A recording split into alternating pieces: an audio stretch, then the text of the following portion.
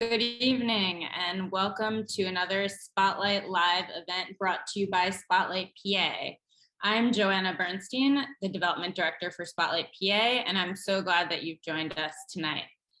A little over a year ago, Spotlight PA made a decision that no other newsroom in the state and few others in the country made to dedicate a reporter to the issue of redistricting. Since then, Spotlight PA's reporting has covered every aspect of the process, why it matters, and what hangs in the balance. We've held public service and educational events like today's programming. We've kept readers up to date on breaking developments with redistricting alerts. And we developed a fantastic tool that allows residents to type in their address and see how their district will change. It's this kind of deep commitment to an issue that can really move the needle. And our commitment to redistricting coverage is indicative of our overall commitment to inform, equip, and empower residents of Pennsylvania to participate in our democracy and to make it stronger. If you agree with all of this and have valued Spotlight PA's work on redistricting, I have an important request. We need just 15 people today to step forward and make a contribution to Spotlight PA so we can break even on this event and continue this vital coverage. So I'd like to pause here a moment and ask anyone who has the means to please make a gift now at spotlightpa.org/donate. That's spotlightpa.org/donate. Your contributions help us keep this programming free and available to all. We use the honor system. If you're here today and you value this work and you can afford to help support it, we need your help.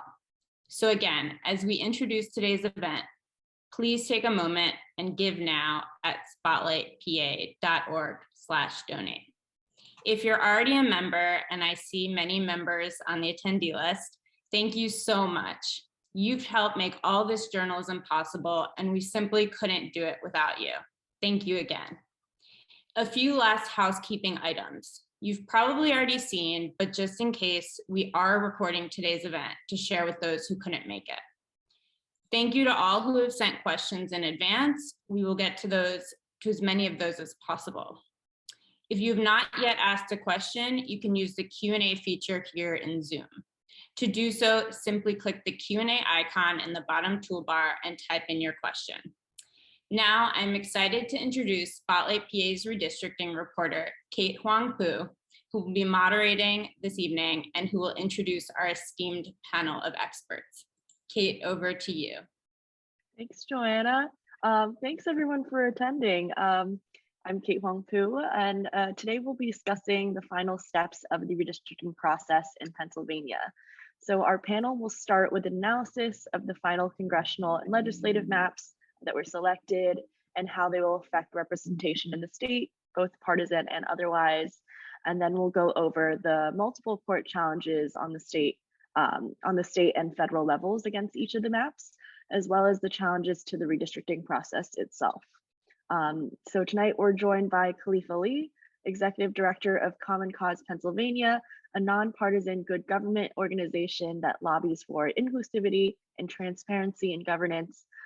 Common Cause, and Khalif specifically, have been involved firsthand in the drawing of both the legislative and congressional maps, offering testimony in front of lawmakers and the courts and participating in lawsuits. And we also have Michael Lee, Senior Counsel for the Brennan Center's Democracy Program at NYU, where his work focuses on redistricting, voting rights, and elections. At the Brennan Center, Michael aids in the tracking and analyzing of all ongoing redistricting cases in the country. So thank you both for being here with us today. And before we get started, I also wanted to remind participants to please send questions in the Q&A section, because we'll try to get through as many of them as we can once we conclude our panel. So to begin, we'll go over the congressional map. And the first question is for Khalif. I would love if you could just describe the selected congressional map by the state Supreme Court and give sort of a quick summary of its qualities.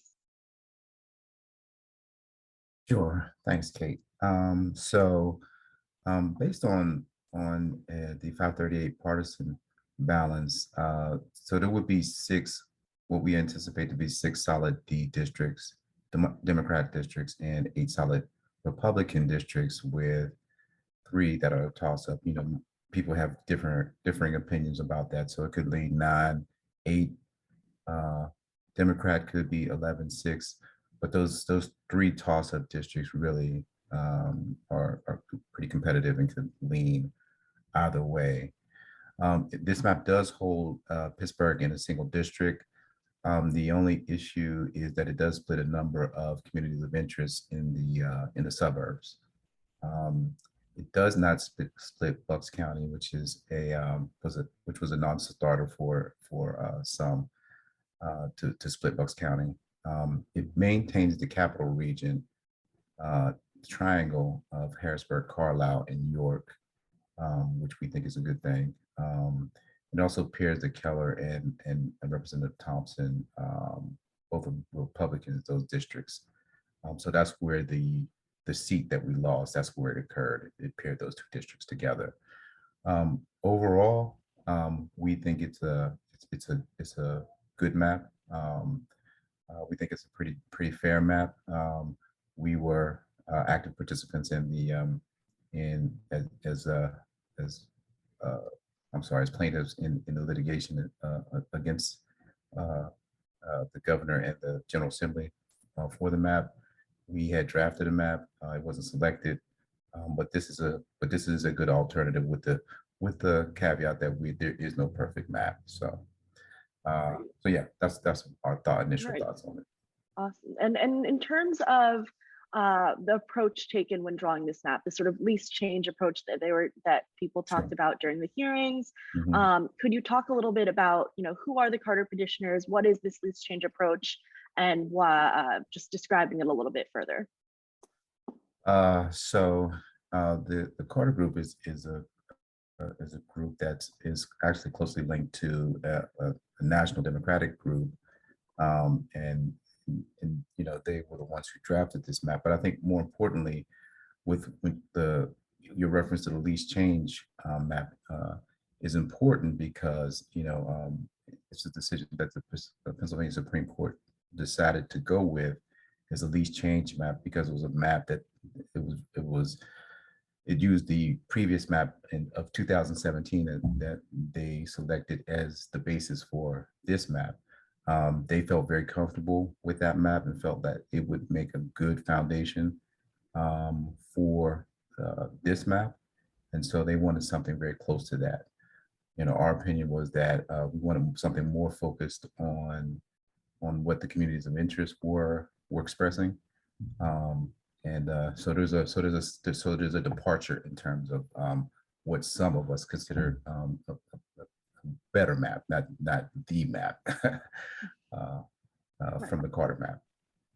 Thank you. And Michael, could you elaborate a little bit further and tell us how the Carter map fulfills fairness criteria, specifically those outlined by the state Supreme Court in the 2018 League of Women Voters case and other criteria like partisan fairness? Yeah, so a little bit of background. In 2018, the Pennsylvania Supreme Court struck down the state's last map, the map that was drawn in 2011 after the 2010 census, on the grounds that it was a partisan gerrymander that violated the Pennsylvania Constitution. And at the time, it really was very much a landmark decision because for years and years and years, people had tried to go to federal court to try to get maps struck down as partisan gerrymanders, and without much luck, including a map out of Pennsylvania in the early 2000s.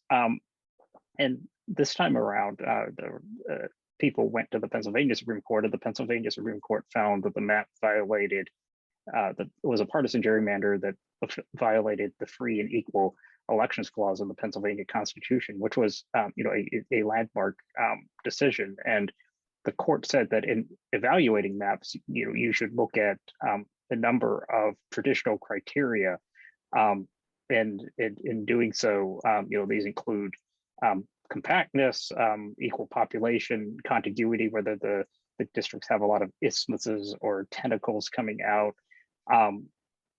And then you could also consider other criteria like keeping political subdivisions together, such as counties and towns and townships, but also, whether it kept recognized communities of interest together, and the like. And so when you look at this map, there's a lot of evidence that the Carter map, which was developed by a professor at Stanford Law School, did really well on all of these. In fact, it does better actually than the map that was drawn in 2018 as a remedial map. So the map was struck down, and the court ended up adopting its own map, and the Carter map actually improves on that in a number of ways. Using very just if you just go down and look at the number of political subdivisions that are split, or the number of times they're split, the compactness of districts and the like, it actually does quite well. Great. And could you give us a little bit of the logic behind why the state Supreme Court chose this map as opposed to others? So how it compares, and what fairness criteria the state Supreme Court valued sort of above others in order to end up with this map? Well, that's a good question. The state Supreme Court has not yet issued, it adopted the map and said, we're going to come out with a more complete opinion outlining everything, and it hasn't quite done that yet. And so we don't quite know how it sort of struck the balance on all of that. And so we will get a sense. we will learn more coming up, but I think if you look at certainly like through the expert reports and things that were submitted in connection, a number of parties submitted maps, virtually, I think there were near a dozen or so maps that people supported, Republicans, Democrats, good government groups, minority groups, and the like. Everybody sort of submitted maps. And this map, I think, ultimately, one of the things that sort of weighs in favor of it is that it is a least change map. It doesn't make a whole lot of changes. 90% of the people in Pennsylvania are still in the same congressional district that they were before. Now the population growth of the state was unequal, so there had to be changes, and Pennsylvania did lose a congressional seat. So there were significant changes in parts of the state, but 90% of still, despite all of that, 90% of the people still are in the same congressional district that they were before. And then on top of that, I think one of the things that really stands out is that this map improves on a number of metrics, whether it's splitting political subdivisions or compactness, and I think that ultimately probably weighed in favor. I mean, which I don't think is by accident. I mean, I think the Carter plaintiffs sort of very carefully designed a map that has looked as much as possible like the map that the court approved last time. And I think ultimately that sort of was really persuasive. Other groups sort of advocated like you should do broader fixes and things like that. You should, people had goals and objectives, some more legitimate than others. But ultimately, like sticking closely to what the court had approved before proved to be ultimately, I think, a winning strategy for the Carter plaintiffs. Right. And Khalif, something you mentioned a little bit earlier, but I wanted to talk a little bit more about was keeping Pittsburgh together, keeping Bucks County together. That was a big topic of debate at the hearings, and particularly something that the GOP counsel really emphasized during, in particular, this state Supreme Court hearing. In regard to the final map, do you agree with the decision to keep Pittsburgh whole, Bucks County whole? What are the merits of splitting these areas? And then could you also talk a little bit about whether or not this is packing or cracking, and sort of explaining what that means? So packing is where you kind of push minority populations into a district, in some cases making somewhat of a very odd shape that is not consistent with general definitions of compactness. And cracking is the opposite, breaking up those populations. So to your question around Bucks County and Pittsburgh. So I'm from Pittsburgh, so I may have a little bias in this response. So for Pittsburgh, do we tend to agree with the final version of that district? I think it makes sense. This is directly speaking to Michael's comment and to the decision of the court of staying least change, going with the least change map. Our concern was that when you take a look at specifically the African American population that once lived in Pittsburgh that has now migrated east and north and eastward into the suburbs, Penn Hills and Monroeville. For us, it made a little sense to kind of capture that population because they were originally, they moved because of a number of reasons. Number one of which being, the cost of living increasing in Pittsburgh. And so, it's not a bad district per se. The entirety of Pittsburgh couldn't be captured, but I guess the best way to look at it is are you really capturing and ensuring that um, brown Black populations in that district have a voice, and we feel like there's a pretty decent chance of that happening. Bucks has been a county that hasn't been typically split. Bucks County being the third most affluent county in the state of Pennsylvania. Carries some weight with yeah, we would agree with that, the final version of the congressional map there as well. But again, we are always paying attention not only to where the populations are now, but where they migrated from and what the potential is for influx of additional Black and brown populations into the area. And then for both of you, I was wondering if you could speak to what factors are important to consider outside of these base neutral criteria, right? The compactness, contiguity, minimal splits, equal population, as that was also a big topic of debate during the hearings. A lot of the Supreme Court justices were saying, given that at least 9 or 10 of these maps fulfill those base neutral criteria, they were actually asking the interveners, what should we consider? So in your opinion, what else should we be considering? Michael, do we want to start with you? Yeah, I mean, I think, around the country and, these cases, Pennsylvania is not the only state where these issues come up. And I think, a lot of times people look to, not only sort of the partisan split of maps, the map that was drawn last decade produced 13 reliable Republican seats, 5 Democratic seats in a state that's sort of 50-50. So, you do look at like whether, the map sort of looks like Pennsylvania. John Adams said at the founding of the country that districts should, that legislatures and by extension Congress should be exact portraits, miniatures of the people as a whole. And the question is, does a map look like Pennsylvania? And clearly a 13-5 map did not. Look like Pennsylvania, because Pennsylvania is a perpetual battleground state, one of the most competitive states in the country. And it's not 13-5. And so, looking at the allocation of seats between the parties, but then also looking at, how responsive the map is likely to be to change, right? You would expect a state that is a battleground state to have a lot of back and forth between the parties. Not everywhere. There are parts of Pennsylvania that are deeply blue, like Republicans are not going to win in Philadelphia, but and there are likewise places where Democrats are not going to win. But in much of the state, if you look at a political map of Pennsylvania, there's a lot of light blue, a lot of light pink, which tells you that there's a lot of Republicans even in Democratic areas, and there are a lot of Democrats even in Republican areas. And so if you draw a map fairly, there should be, you would think, a lot of give and take.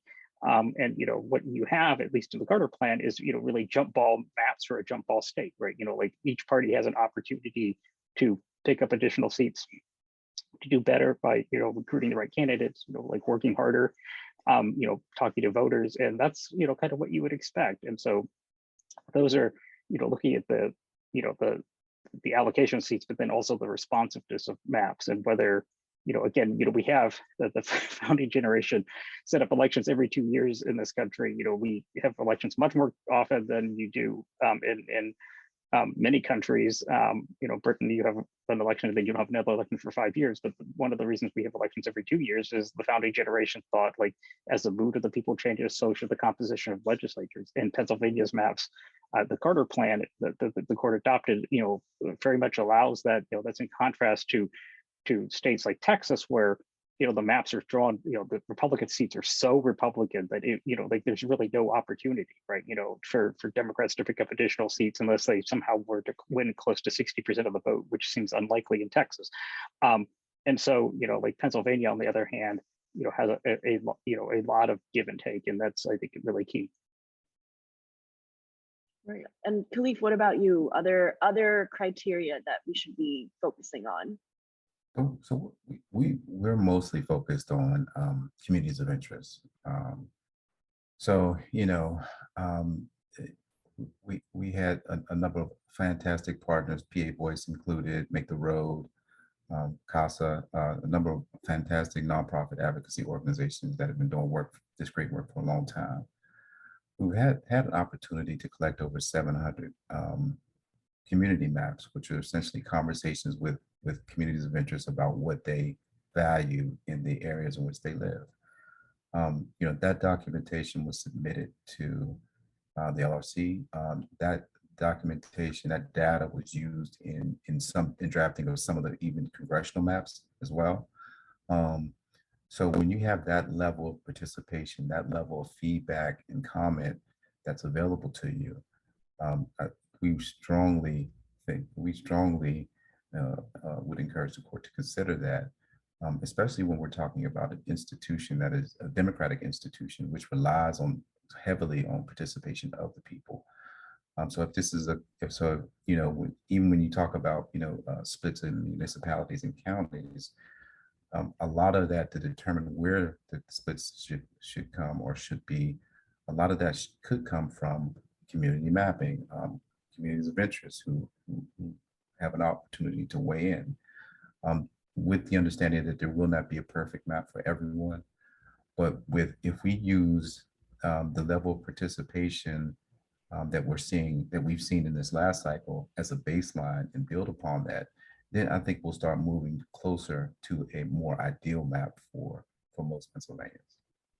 Right. I think that's something even one of the lawyers at the hearing said, where he recommended that the state Supreme Court look at how many Pennsylvanians actually participated in drawing the map. And I think that was one of the arguments for, I think it was Draw the Lines, who had something like 7,000 people Absolutely. contribute to their maps. For sure. Right. And Michael, you talked about it a little bit earlier in your answer, but I'd love if you could give us a bit more of a history of particularly partisan fairness as a metric in the state, and how other states are using it. You talked about Texas a bit, but I know that there are other cases or actually recently settled cases in state courts as well, that really looked at partisan fairness as a metric. And just if you could tell us a little bit about how Pennsylvania compares to those cases, and yeah, Sure. that as a whole. Yeah, I mean, so a little bit of background. I think for many years, as I alluded to earlier, people thought that perhaps the federal Constitution barred partisan gerrymandering, and that was where all of the focus was. People largely sort of did not bring partisan gerrymandering cases in state court.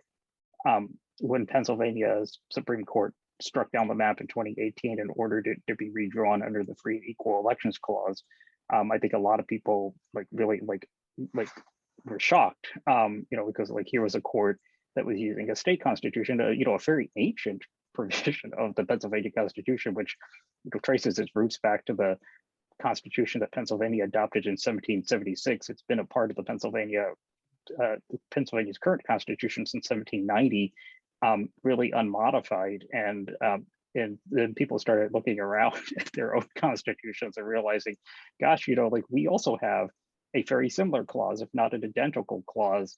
And so in North Carolina, the state Supreme Court did order maps redrawn, both the legislative maps and the congressional maps, finding that they were partisan gerrymanders.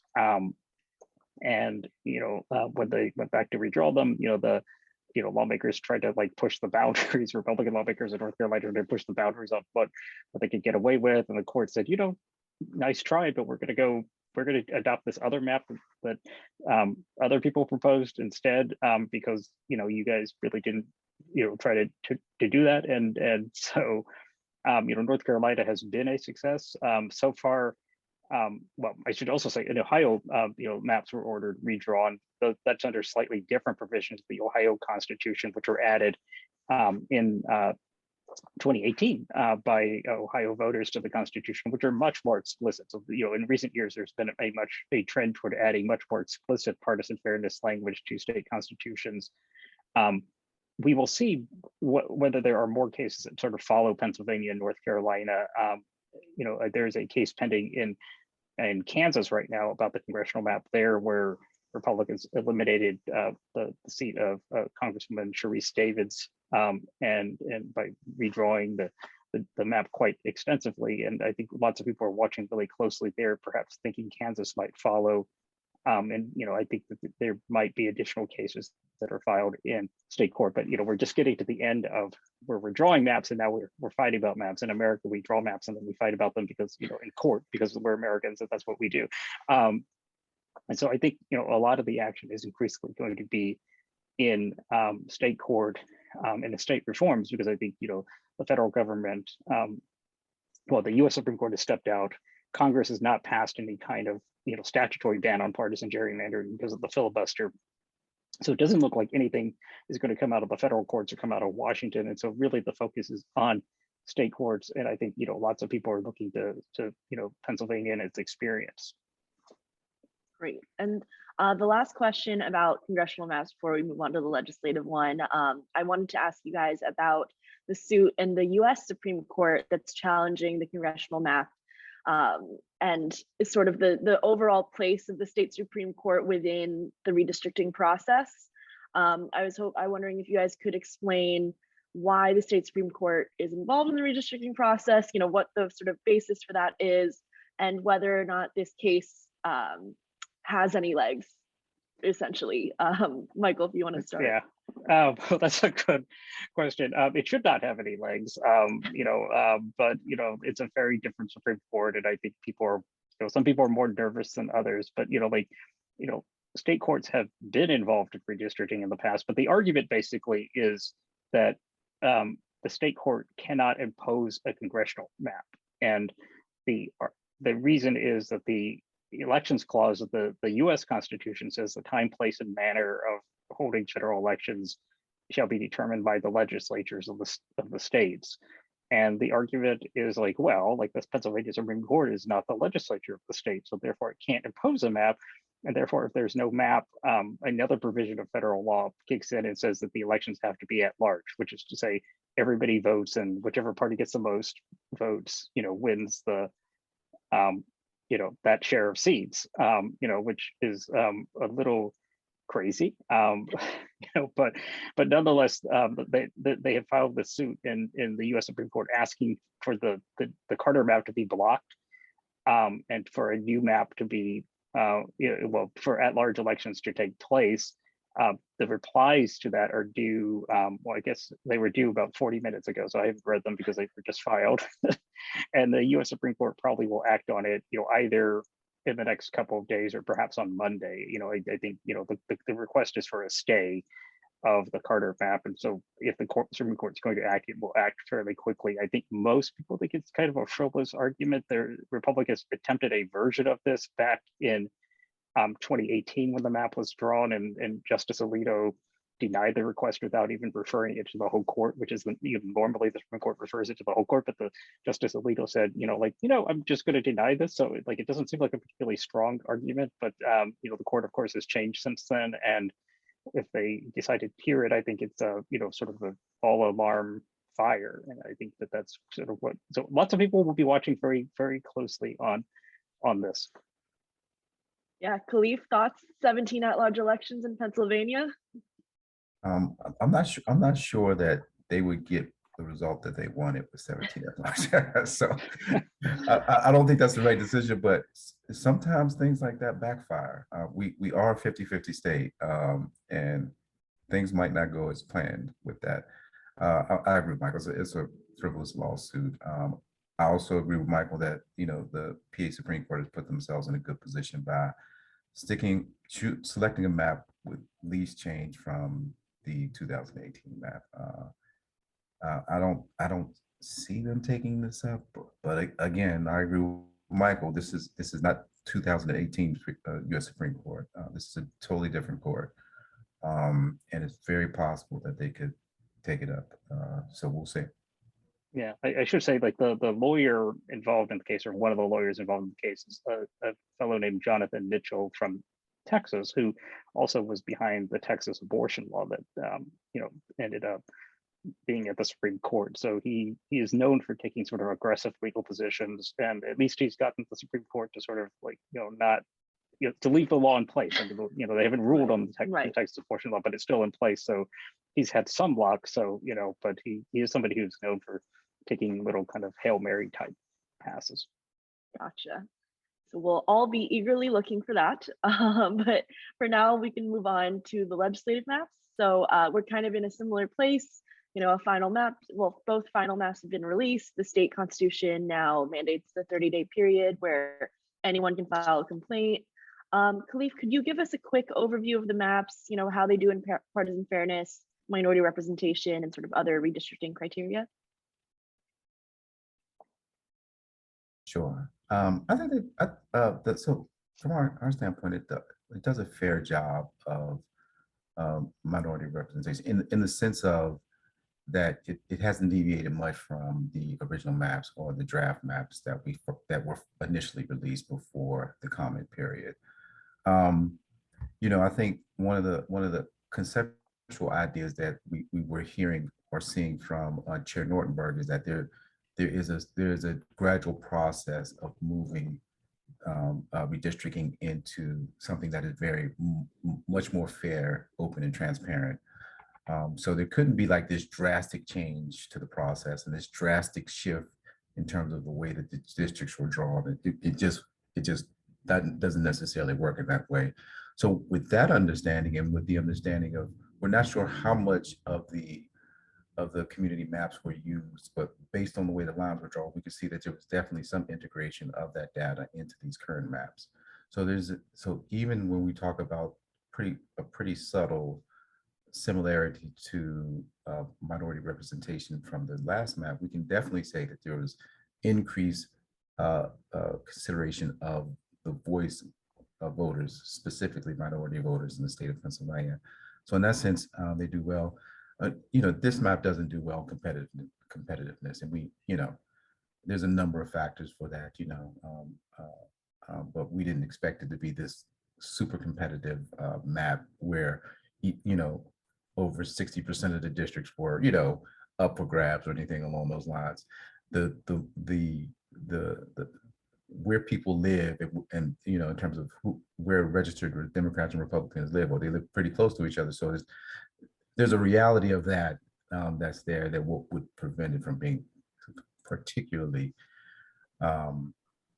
competitive. It does well in the splits. There's especially when we talk about the county and municipality splits, the map does well there, I think, which causes less stress among voters in terms of the number of splits.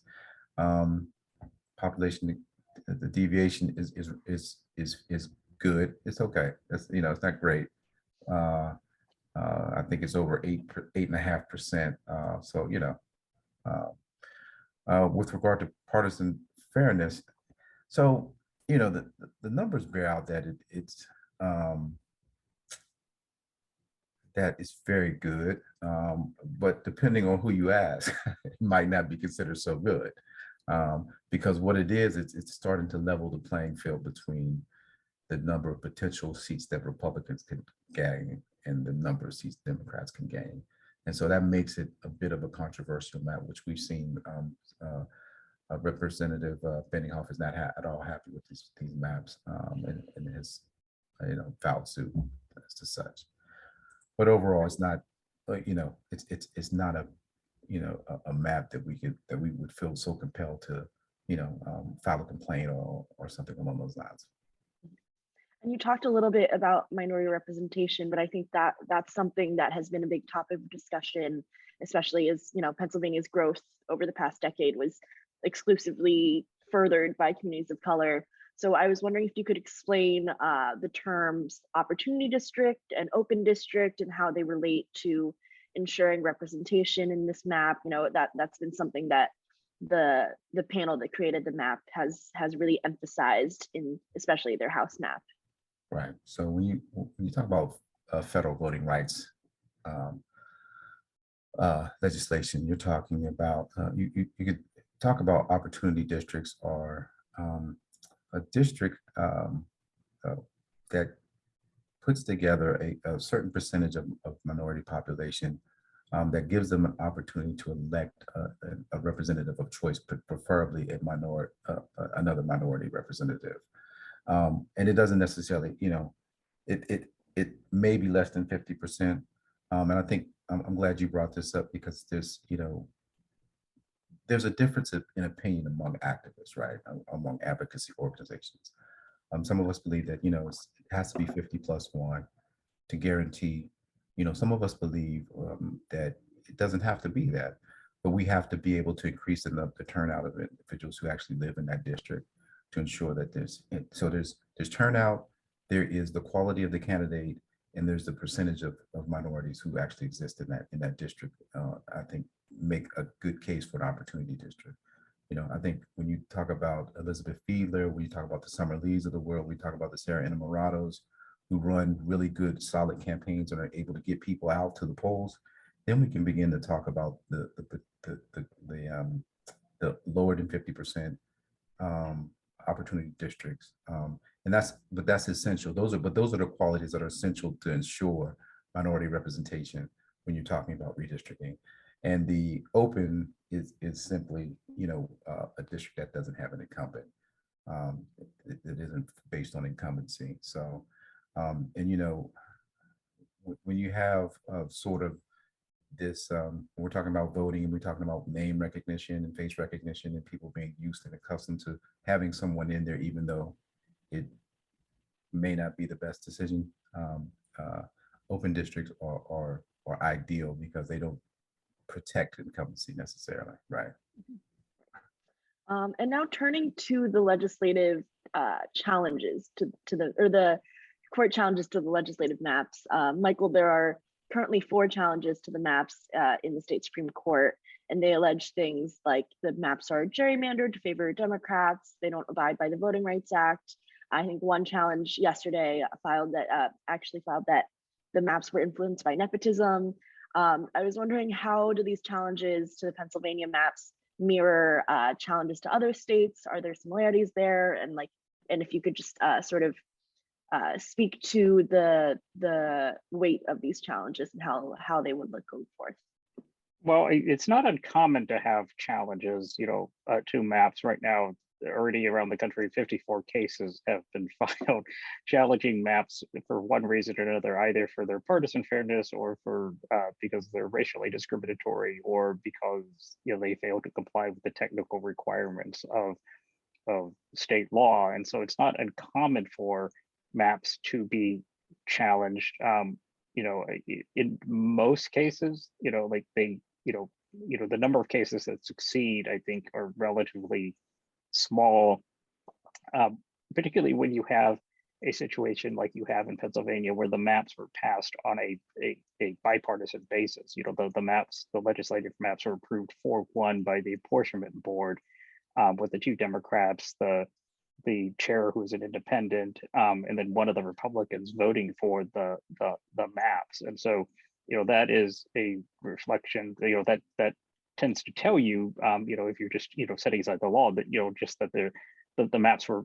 you know, presumably at some level a compromise, right? You know, that the parties sort of agreed to it, and it doesn't mean that they got everything right or that everyone will agree to it, but it does mean like it's not a, you know, like a solid Republican map, right? Which is in contrast to like where the legislature passes the map and it passes it on party lines, right? You know, largely on party lines like that, where one party controls the process, you know, then I think you have good reason to be a lot more suspicious, both about the partisan fairness and the racial fairness of maps, because, you know, people of color get used for partisan purposes. But, you know, when you have, you know, this sort of pan-partisan or bipartisan approval, like, you know, those cases generally do not tend to go anywhere, which is not to say that when you dig deep into like the Pennsylvania maps, there won't be portions where people find like, oh gosh, you split up the Latino community too much, or you could have done better by the Black community. So maps may need to be fixed around the edges, but I would not expect like the maps to be thrown out in whole.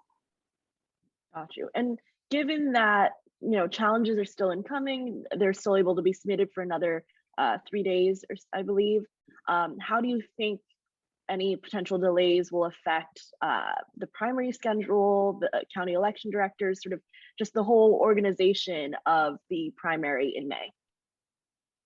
Well, that's a great question. At least maybe a little bit better situated to answer than I am. But like it's not uncommon for primaries to move. It does cause a lot of heartburn for the people who run elections, because if you do move primaries, you might have to find whole new polling places, or the election workers that you had that you thought were going to be there on May 17th aren't there, like they're not available, they're out of town because it's summer or something like that, or the kids have things to do, and so it creates a lot of headaches for people.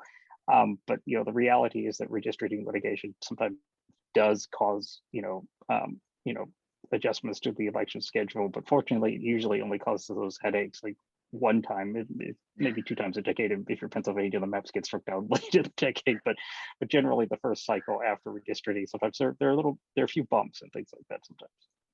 Right. And the last question for both of you before we turn over to audience questions is about transparency. So the term transparency, has been used a lot in both the congressional and legislative processes. So I was wondering how you both feel about these processes in terms of transparency. Were they collaborative? Were they communicative with the public? And what are some transparency and public involvement measures that other states use in redistricting that that have proven successful? Khalif, if you would like to start. So when we think about transparency, we think about like all aspects of it, of the process being open and available for voters to view, and this includes the hiring of staff, qualifications, interviewing process. All of these things are necessary for the process to be truly transparent. There have been improvements. I wasn't involved for the cycle before this last one, but the last cycle, we've definitely seen some improvements in terms of transparency from the LRC specifically, as it relates to the process. We're a long way away, Kate, but we can build upon this if we use the progress that we've seen as the floor and not the ceiling for transparency, and we can build upon this. One of the concerns we had was, the hearings only being held in Harrisburg. That was a big issue. There's a number of individuals from across the state who may not have internet access and our opportunities to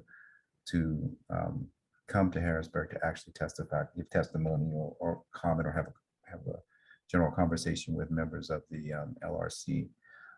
The other part of it is that we ask for this transparency to depoliticize the process, because if there's an open book, there's less chance of the process becoming politicized, because it's so clear and so open. You don't want it won't be that type of no one wants to expose themselves like that. And we're still in favor in terms of like what other states are doing. I think the independent commission is the key here, to depoliticizing the redistricting process, both at the congressional and the state level, having professionals who are not at all associated with government at all, having run for political office recently, or relatives who have run for political office, being a part of that process and drafting maps for submission to, for maps to be voted on or approved by the governor, whatever the process is. There's a number of processes in play. So those are my quick thoughts on transparency. Right, thank you. Yeah, and Michael. Well, I think, certainly Pennsylvania did better than many states, but it didn't do as well well as other states, and I agree with Khalif, there's a lot of room for growth. But certainly, like, compared to a state again like Texas, where they introduced the congressional map and passed it in about a week, with like basically one hearing in the House, and I think they voted it out of the committee in the House the same day they had the hearing. So like, it was like, oh, we're gonna let you talk, but hang on, we're gonna let you talk, but not really gonna do anything. So. Got you. Okay, great. And then now we'll move on to audience questions. So I'll again, if everyone hasn't sent in their question yet, please do. But I'll read some of the ones that we have so far. I think the first one, a good one for Khalif would be, this is from William C. Since Pittsburgh may have less than 300,000 people, is it possible to create a Black Opportunity State Senate district there? In parentheses, the Latinx community in Pittsburgh is very small compared to Eastern PA. Sure. I mean, if we encompass the county, some regions of the county where we've seen, like I said earlier, some migration of African American community members, it can be done. There have been some conversations. I can't go into great detail, but there have been some conversations. But the Senate maps are traditionally gerrymandered, and protecting the incumbency is a key for Senate maps. And so that's a very, very hard fight, William, that we are willing to undertake, but that's just going to take some time. We wanted to focus our attention on these House legislative maps and the congressional maps. So we honestly weren't able to get to that fight just yet. And a question for Michael from Patricia Rooney. The Ohio case is perplexing because the commission has consistently failed to perform its duty in creating a map without partisan bias, as per the recent 2018 amendment. So your question is, why hasn't the Ohio Supreme Court just taken the matter in hand? Why are they allowing the commission to draw and redraw and delay putting the election dates in crisis, which I think is something relevant to Pennsylvania as well. Well, in Ohio, the reforms were a little bit funny because they said the court can strike down the map, but it can't draw a map, and that's something that's in there, because I think this is the challenge. Like, the Ohio reform was something that was created by the legislature and approved by voters, but lawmakers sort of like put all these things in there, like yes, you could review the map, you can strike it down, but we get to redraw it. And I think the idea was that lawmakers would apply, act in good faith in redrawing the map, but they have repeatedly not acted in good faith for both the legislative and congressional maps, and it's been a little bit perplexing, and it's created, frankly, a little bit of a constitutional crisis in Ohio. That actually brings me to a question that I have for you too, which is about the constitutional amendments that are being introduced in the General Assembly to amend the redistricting process. There was one introduced for the legislative process a few months back, and Senator Argyle just said that he was going to introduce one for the congressional process as well. I was wondering if you could, summarize what those amendments were, your thoughts on them, and if you think that they will actually be enacted. Khalif, you seem to have a strong response, so if you'd like to start. Well, it was to the constitutional amendment, the abuse of the constitutional amendment process in general, but that's for another conversation. So I haven't looked at it recently, but I believe the one that was introduced that was brought from the House was an 11-member panel. It was supposed to be an independent commission, but the General Assembly still has a very, very strong role in how those members are selected. I'll say this very quickly. It doesn't depoliticize the process at all. There's still heavy influence from legislators in the General Assembly in that process. So it doesn't really do much except increase the size of the LRC in my mind. So we're looking for something that's truly independent. And that constitutional amendment is not reflective of that.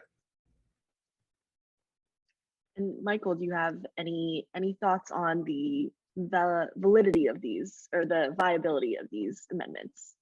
Well, I haven't reviewed what's been filed recently, but there has been bipartisan support for reforming the redistricting process in Pennsylvania in the past. It is a hard road to amend the Pennsylvania Constitution. It is about as hard as you could get. But there is bipartisan support for it. The real question is whether leadership will allow it to come forward. And I do think that there is some prospect for it because Pennsylvania is a battleground state. The parties don't know who's going to be in control of the future. They don't know whose ox could be gored in the future. So why not have a fair process? And it does seem like people are mad about the way that it happened this time. Republicans are really happy last time. And they're mad this time. So maybe this is a window where you could have a fairer process. Certainly lots of groups in Pennsylvania, there's a lot of great advocacy around that. And, I think there's a lot of support, from Pennsylvania voters and otherwise. And so I would just say keep the pressure on because they're well, Pennsylvania's maps are good. They could be much better with an independent commission. Right. And then a question from Jeffrey Cogshell.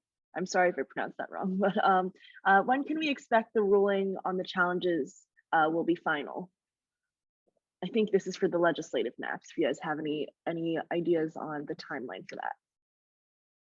I don't, other than I think, obviously we're running up into the primary, so the court should act fast.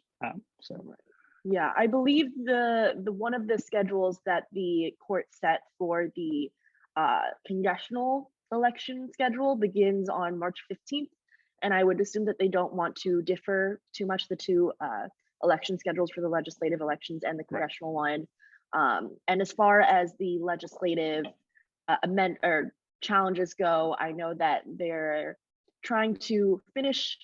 Well, people can't submit challenges after the 7th. Then the LRC has 4 days to respond to any challenges with a brief, and then from there, I think we're not super sure. I think the state Supreme Court originally wasn't going to do oral arguments, but I think there was a change in briefing today. But yeah, Khalif, do you have any further info on that?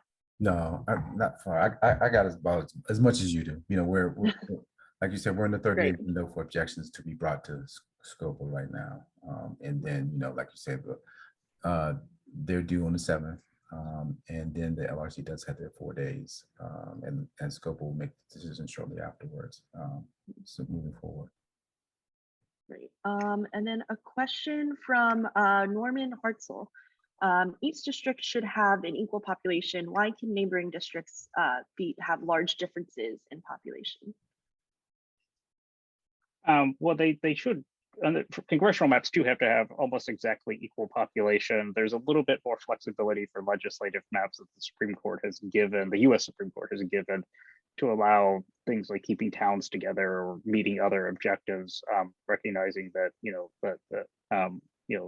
but it's still fairly tight. It's a 10% top to bottom district. So the largest district, you have a band basically, between the largest district and the smallest district can't be more than 10% apart.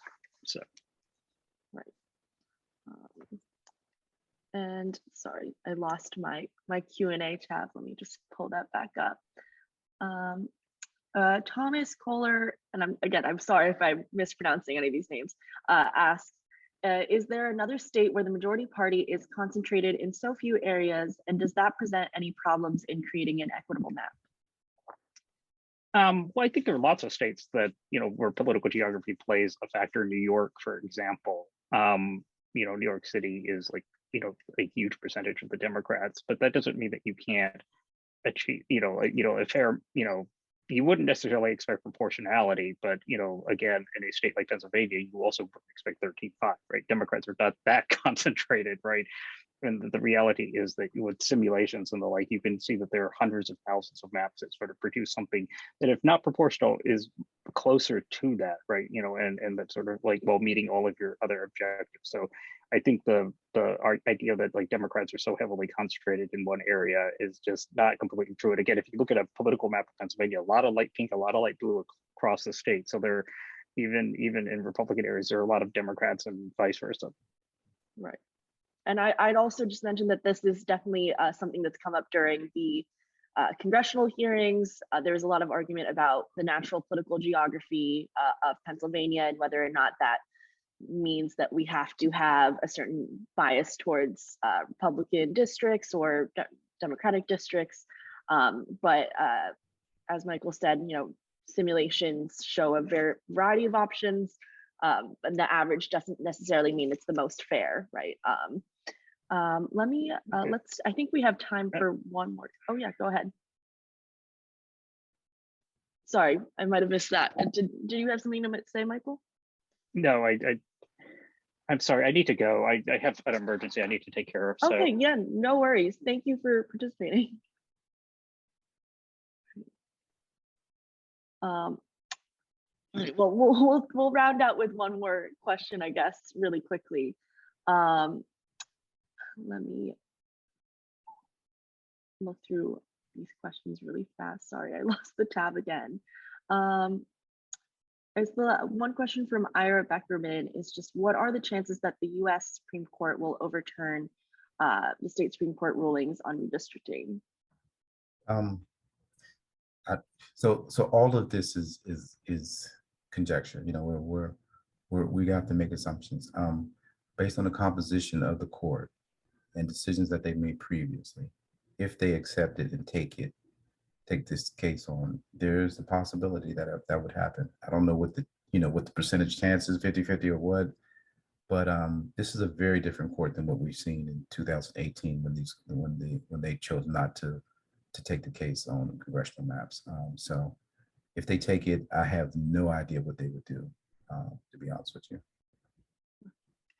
All right, well, I think that concludes our panel. I'm going to send it back to Joanna to end it all, but thank you, everyone. Thank you so much, Kate. We're at the end of our time together tonight, and I want to thank everyone for an informative discussion. Central to the mission of Spotlight PA is ensuring Pennsylvanians in all corners of the state, regardless of their financial resources, have access to trusted, nonpartisan, fact-based journalism that informs, equips, and empowers Pennsylvanians in their everyday lives. So, as we always say at the end of our events, this conversation was just the beginning. Regardless of where you stand on the maps or your political affiliation, please take what you learned today, continue to seek more information, talk to your elected officials and neighbors, and continue to get engaged in our state. Tonight's event was a free public service provided by Spotlight PA. And so this is the time I'd like to remind any of you who have not yet made a contribution and are able to do so, please go to spotlightpa.org/donate now. Contributions of any amount help us keep this programming free for all, and your support goes directly back into our journalism. Thank you to everyone who's become a member tonight, and have a great night.